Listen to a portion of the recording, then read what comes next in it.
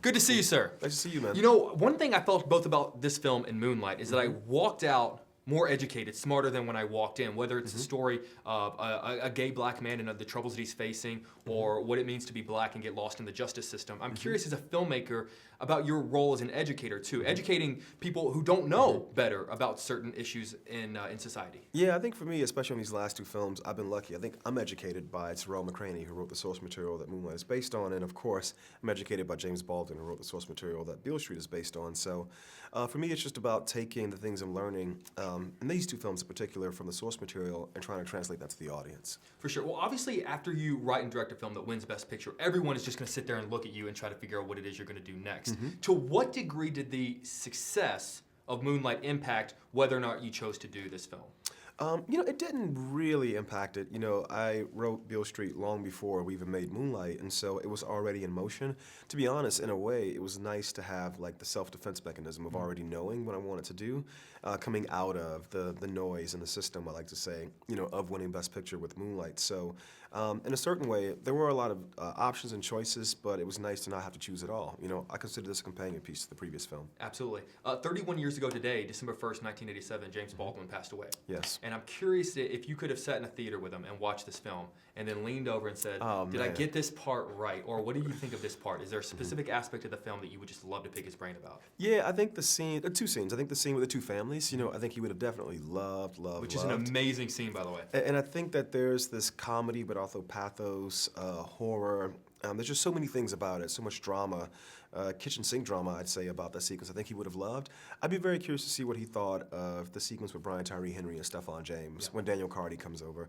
I'd be curious to see what he thought about that. But, you know, ultimately in making the film, I had to take that out and stop considering what he would think about things, because James Baldwin is the author of the novel, but Barry Jenkins had to be the author of the film. Very true, absolutely. And you know, whenever you win Best Picture, obviously there are going to be so many amazing things that come out of your way, but what is the most surprising thing that came out of the success of Moonlight?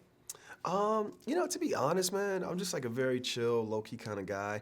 I never imagined that I would be in a foreign country and somebody would go, hey, are you the guy that made Moonlight? You know, and so to have things like that happen, but happen in this way, happen through love, to be honest, and people like give me hugs and go, oh, that movie meant so much to me. Yeah. That was the biggest surprise to me, because I remember in film school wondering, you know, can movies change the world?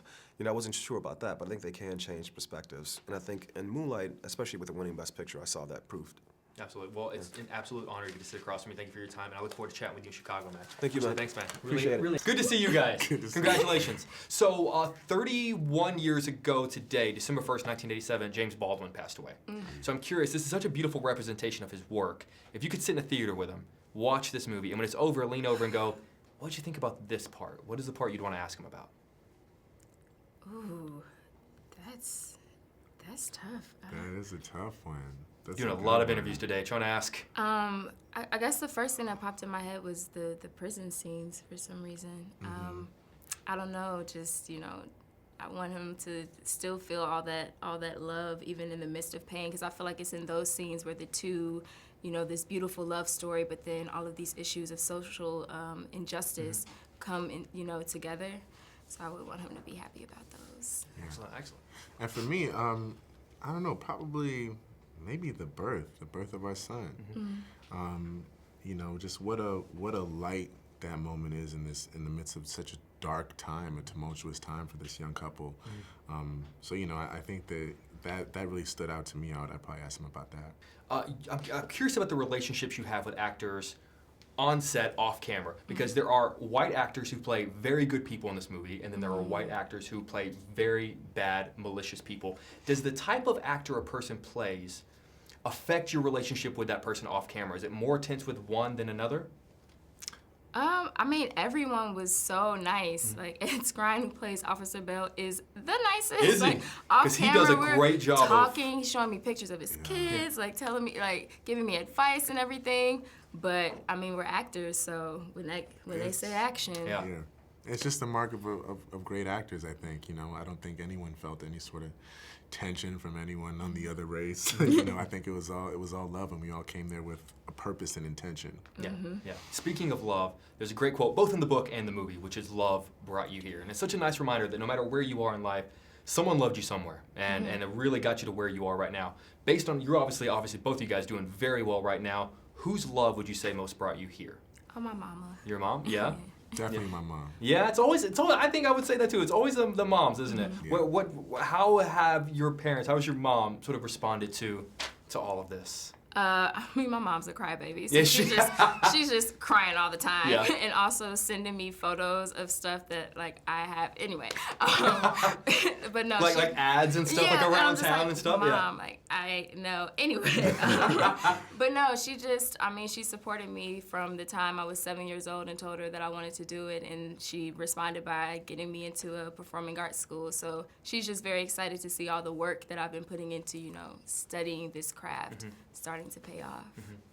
And your Yeah, mom's my been doing mom it. too. I mean, just like my biggest fan on the planet. Every day I wake up to a new text message of encouragement, of her just telling me how proud she is of me and everything I've been able to accomplish. And it's just crazy because I pay it right back to her and let her know that none of this would be possible if it wasn't for her. I'm right there. Shout out to moms. Right. Shout out to moms are the best. So it was just my first time a few minutes ago meeting Barry Jenkins, and I sort of geeked out hardcore. And he seems like such a low-key, humble guy. Just thank you. Okay, Super thank you. chill. Yeah, super chill. I'm curious, as actors, as movie fans, is it tough when you're on set not geeking out with someone? Do you have to sort of say, hey, you know what? I'm a professional, or do you allow yourself to geek out?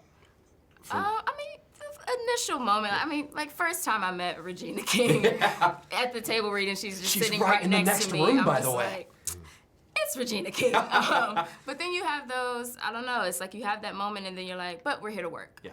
And so let's get to work and let's tell the story. Good to see you guys. Good to see You you. know, watching this movie, even though it takes place decades ago, because of the era we live in now, it still felt timely and topical and relevant.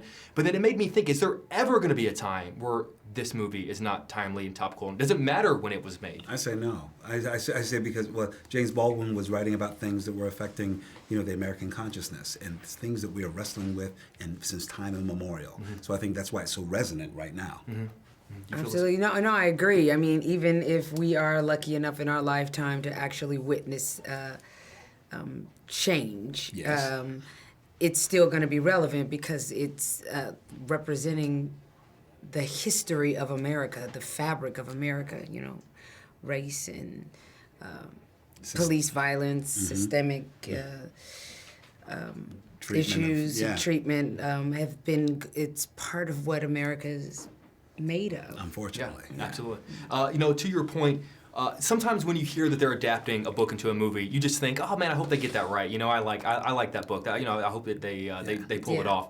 For this, whenever I told people they were turning this into a movie, there was always a pause, and then people would go, they have a responsibility to get that right. I casually hope they get that right. They have a responsibility. Why does this source material come with it the weight of responsibility?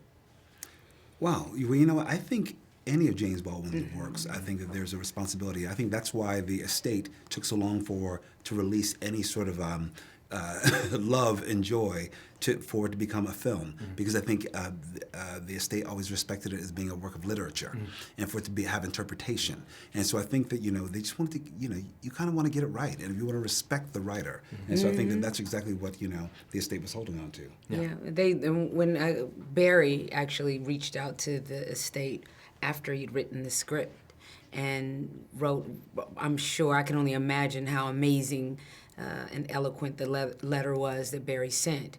But however long ago a Barry Jenkins wasn't here or ready to do Baldwin piece. And I think this could have only been done. Barry was the only person who could birth this. Agreed. And sometimes I see a movie and I think, I want people to see this movie because it's so good. And obviously this falls into that category. And then sometimes I see a movie and then I want to grab people by the shoulder and say, you need to see this movie. Who in your life, who in this world, not just who you want to see, who needs to see this movie? I think everybody needs to see this movie, especially now. Families of all hues. Yeah. I think because let's just say we all know that we're a very divided nation, and I think this is a film that brings people together. I think we can look at each other's livelihoods, our humanity. I think we can really interrogate America and what it is in every single way and what people are striving for. And because it's built around so much love, there's a love story in the center. It's Romeo and Juliet. You know what I mean? That's exactly what this is. Yeah. I think I think that take the blinders off, come see this film, and know that there's something in it for you, something that that your soul is wrestling with, that you're trying to find words for. What I honestly love telling people is that I felt more educated walking out than I did walking in. So seriously, thank you so much for this movie. It's a Awesome. beautiful, Thank you. beautiful piece of art. So Thank you very much much. for your Thank time. you. Good luck with everything.